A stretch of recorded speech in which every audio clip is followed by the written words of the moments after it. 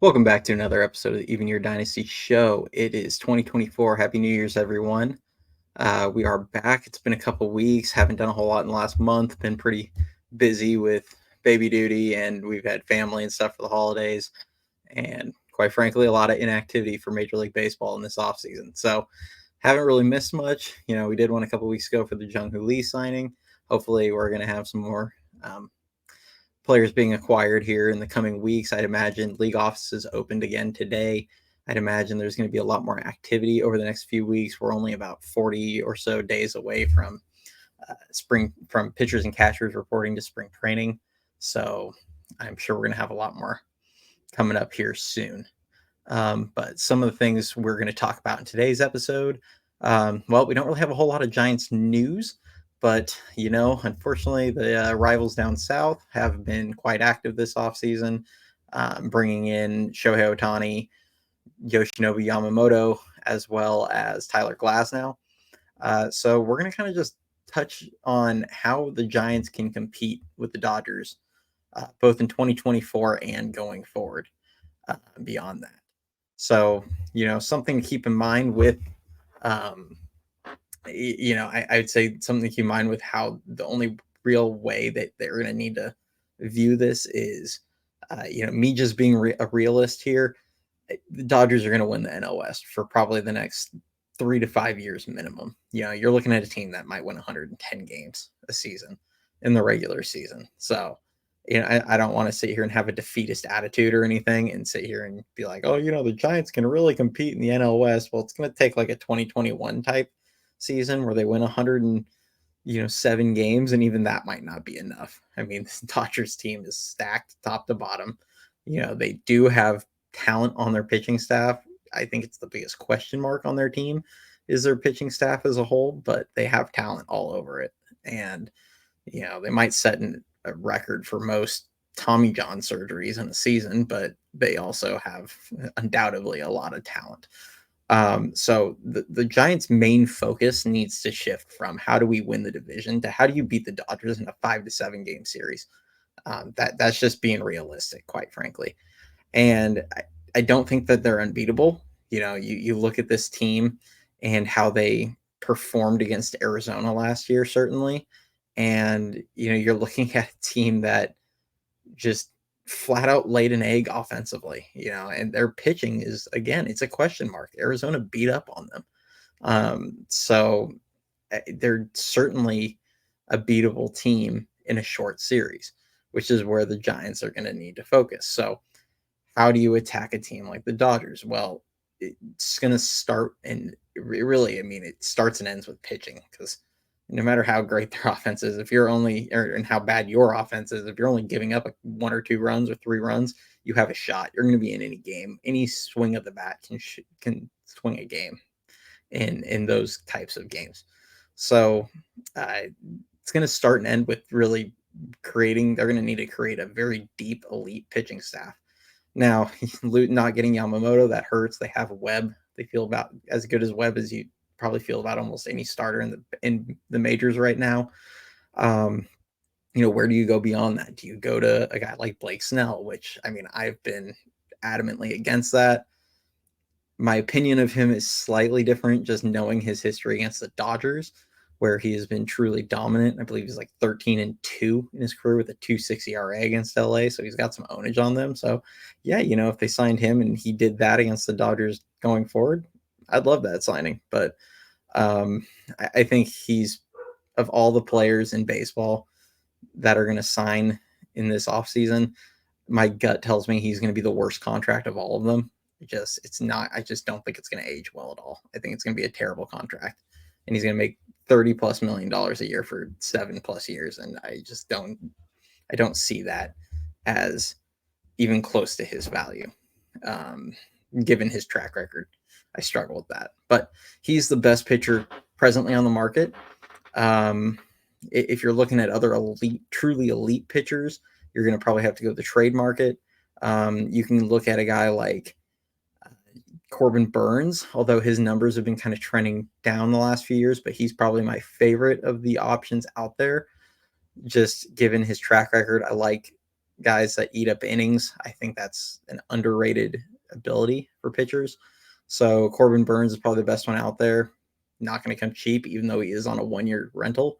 And he's a Scott Boras client, and he's made it pretty clear that he is not going to sign an extension. He has no interest and Boras doesn't misread the market. So unless you give him well above what he will receive on the open market, he's probably going to at least test the market. Now, he has ties to the Bay Area. He's a St. Mary's product. He's from Bakersfield, so Southern California, but he's a St. Mary. He went to St. Mary's for college, so he does have ties to the Bay Area. Maybe you can get him to resign. Other guys that are available on the trade market, Shane Bieber or Dylan Cease, if you're looking for, kind of Cy Young caliber, your potential guys. But both those guys had down years last year. Bieber's been trending down for a few years. Cease had a really, really rough year last year, but a lot of the supporting numbers and stuff kind of support that he could bounce back. He'd be intriguing, but even for a guy that had a 4+ ERA last year, 4.5 ERA last year, he's going to come not cheap. And that, I don't know how much you really want to fork over a big haul of prospects for a gigantic question mark. So those are kind of the options that are out there. Next year's market for free agency, there's going to be some options, but people aren't going to like this, but I really truly believe the Giants' best options for pitching would be kind of get more of like a quality middle of the rotation guy, get a guy like Jordan Montgomery. I mean, he actually has, I think, number 2 starter potential, and he did really well in the playoffs. Or Shota Imanaga, someone like that, who at the very least, I think will be a quality back of the rotation arm, could peak as like a number 2 or 3 if he reaches his potential. So I think for this season, unfortunately, it's not sexy. It's not going to move the needle. But for pitching, I think you just need to look at kind of those guys. The top rotation, it's either really Snell or trade if you want an ace. And I'm not a believer in Blake Snell. So, but pitching is going to be the start for trying to beat the Dodgers. And I think frankly, the Giants should rely on their homegrown guys here. They have a lot of high-end talent, young pitchers that are coming up. Now, are they all going to be good? Of course not. Some of them are going to be duds. Some may be great. Some might just end up being, kind of average players that bounce around. They have a few that I think they have that truly high-end potential, and they have a bunch that are right, knocking on the door right now to coming up to the majors. Harrison's obviously already arrived. He's got front end of the rotation potential. Carson Whisenhunt will probably start in AA or AAA this year, and he could make it into San Francisco. I think a lot of people expect him to make it to San Francisco by the end of the year. He's got front end rotation talent. Other guys that'll be up near close to the majors. You'll have Mason Black probably starting AAA. He's probably going to peak as like a middle of the rotation guy, but he's an intriguing arm. Hayden Birdsong will be in AA. Landon Raup will be in AA. These are some guys that have talent, and I think for this year, it's like I said, not going to be what everyone wants to see, but I just don't see that front end rotation guy that's available this year outside of Snell.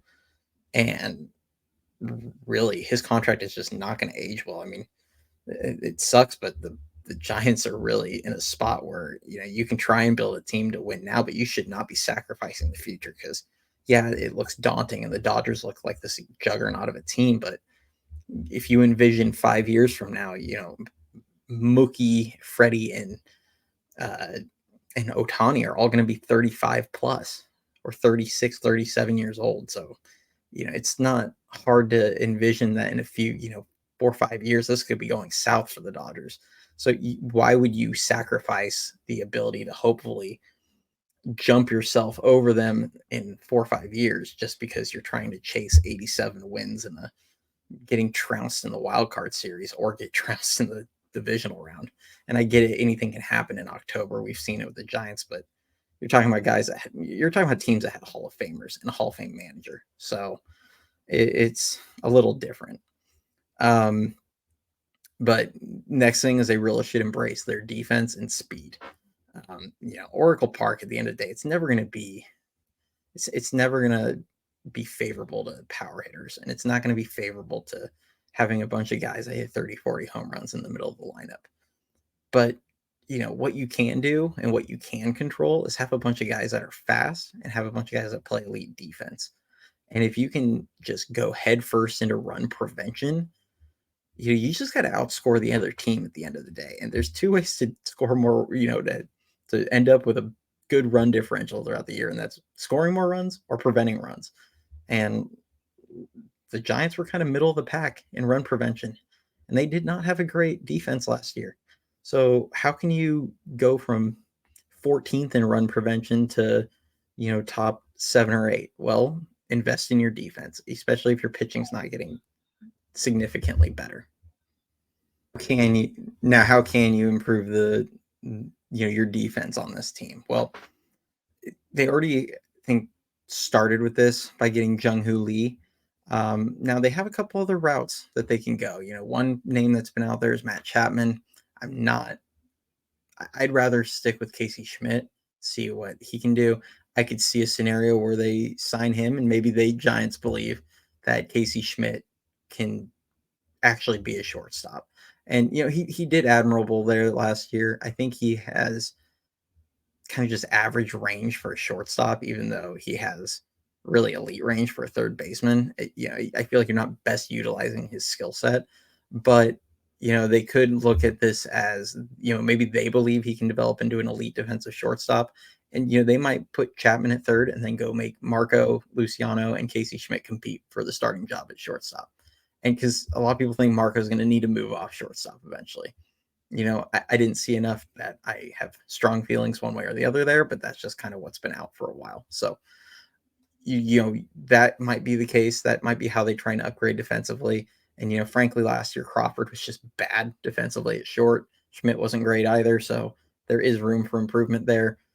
JD still was negative defensive runs saved last year. He did better with outs above average, but he was really just an average glove at best over at third base. He was nothing special.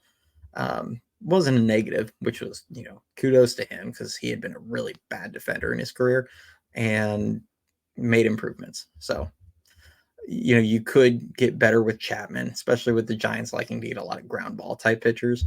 Other guys that you could go after, I've said it for a while now, Cody Bellinger should be at the top of their list. He's elite defensively at 4 different positions. You could get him, put him in right field, have just incredible range in center and right with him and Jung-Hoo Lee. You could put him over at first base, help the entire infield out by getting a guy that's a Gold Glove caliber first baseman. There's options there. So there's a few options on the free agent market. Some of the names that have been popping up on the trade market, there's some rumors that Boston is looking to cut salary. So Trevor Story might be available, and they might be willing to part with one of their young outfield prospects that are up at the majors, including Jarren Duran, who is really fast and a really solid player. So, maybe the Giants go the trade route if you take on Story, and, he's got a horrible contract. He still has 4 years, $95 million left. Maybe you give back a guy like Mitch Haniger back, and then you take one of those outfielders. And, the Giants would have to put probably a pitching prospect in there. I don't know, maybe Hayden Birdsong or Mason Black goes back. But it might be here we give you Mitch Haniger and you guys can save $60 million over the next 4 years. And the Giants take back Story in his contract, which he's dealt with a lot of injuries, but you're talking about a guy that's elite defensively, both at shortstop and second base. So maybe you put him at shortstop and Luciano gets more time and can change positions. So they have some routes that they can go there, but defense needs to be a focus, and then figure out a way to manufacture runs. Fill this team with professional hitters. You don't need 30 home run guys. You can get several 20-20 guys. Get guys with speed. Get guys that can take the extra base, that can steal bases. If you make that trade with the Red Sox, go get Duran, or, they have Sedan Rafaela, who stole like 39 bags between 3 levels last year and made it all the way to the majors as a 22-year-old with 60 grade speed. He's an elite defensive player wherever you put him, whether it's at shortstop, the outfield, wherever. Or, get Wilyer Abreu, who might have that middle of the order potential, and he's a plus defender. I mean, he's a left fielder or right fielder, but he's better in the left. He's not going to help you like immensely, but there's nothing wrong with having a plus defender in left field that can hit in the middle of the order and be a 20 stolen base threat. Or Duran, who could be a top of the order guy with Lee, and you maybe get a couple guys that hit 300 at the top and set the table for you. So, there's a way this team could construct their roster in the next couple of years, and I'd really emphasize focusing on guys in their 20s. So that might mean going the trade market and developing your own guys, but they should really be focusing on defense, athleticism, and pitching. Kind of take the Arizona blueprint.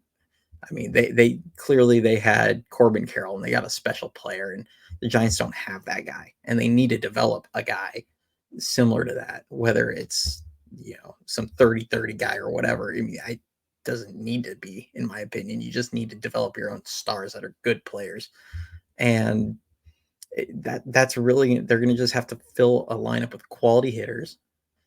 Doesn't have to be some high-powered offense, but just quality hitters. Find a way to make things happen and get runs across the board, and then dive headfirst into run prevention. And that's really going to be the only way they're going to have a chance of competing with LA in the next couple of years and going forward. I think it won't be as bad in 5 years. It's hard to say, hey, let's talk about 5 years from now, but at some point the bill's going to come due for LA, and all these aging MVPs are going to start playing like aging players. But with their infinite payroll, it seems they might just be able to keep buying new guys and figuring it out. But this is going to be kind of how the Giants are going to have to go forward. In the immediate future, we'll see what happens. There's been rumors that they've been close to deals for like weeks now, but nothing seems to be happening yet. So fingers crossed. If you guys have any questions, I still appreciate all the support I'm getting. Channels, it's been a lot of fun doing these episodes. I'm hoping to be pumping these out at least like 3 or 4 times a week coming forward. So if you have questions, put them in the comments, send them via Twitter. Link will be the Twitter handle. It's at EYD Show is going to be in the description. Other than that, I'll talk to you all next time. Bye.